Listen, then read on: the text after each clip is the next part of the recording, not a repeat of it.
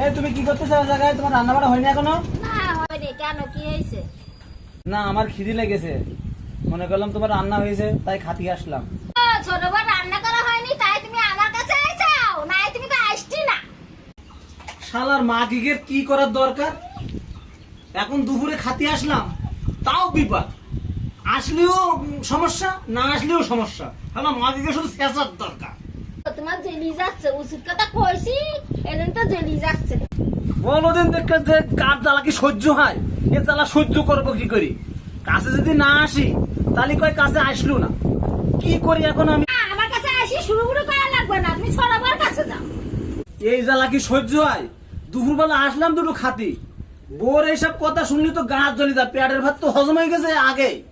কি করি বলেন তো? আমার কাছে আসা লাগবে না, ছোট বোন কাছে যাও। শালার বউ কি মানুষের সাথে পিটায়? এই দুপুরের অবধি আসলাম দুটো ভাত খাবো, বউকের এসব কথা সহ্য হয় দুপুরের অবধি?